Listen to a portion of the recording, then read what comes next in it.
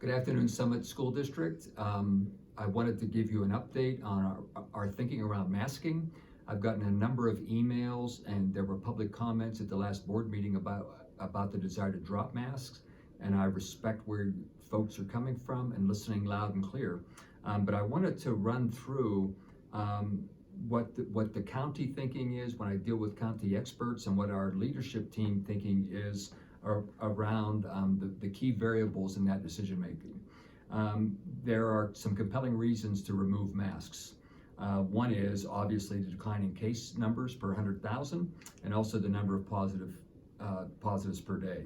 That this week we have had 36 positive cases in the district, students and staff, down from 110 the first full week in January when we came back. Omni is a relatively mild variant.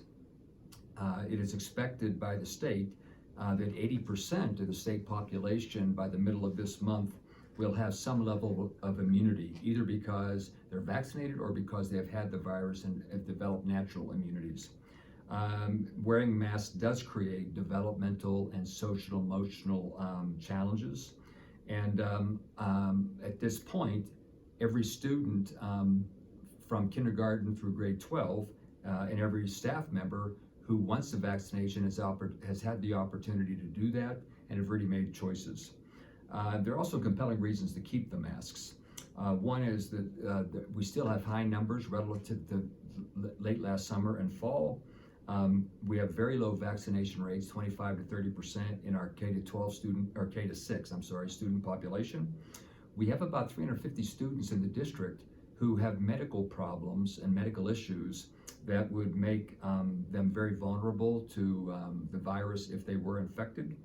And probably the biggest concern would be at the elementary level, where the science is clear that if people are not masked and they are exposed to positive folks who are positive for extended periods of time, the likelihood of them becoming infected is very high.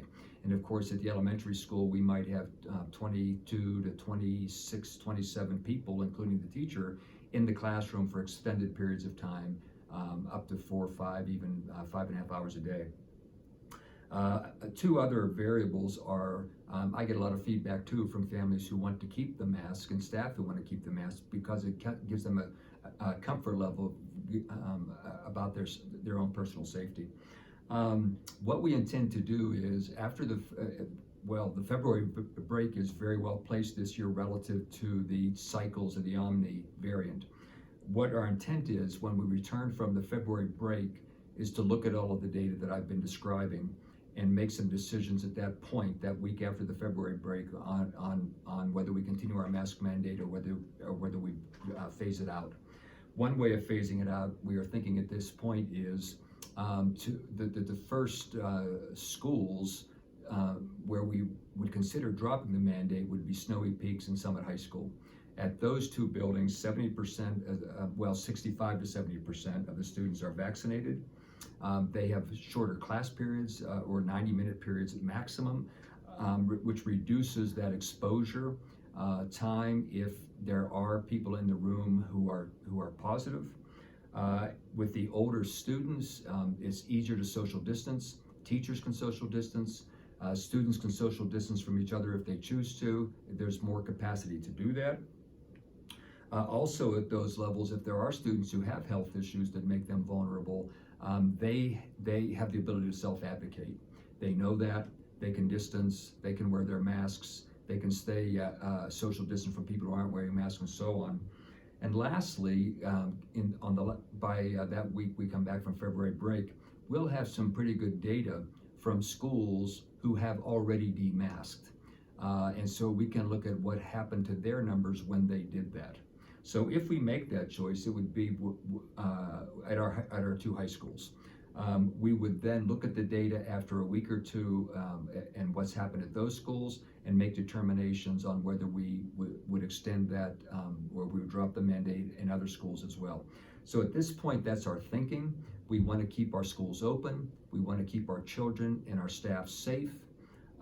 We want to remove the mask mandate in a very purposeful and very thoughtful way.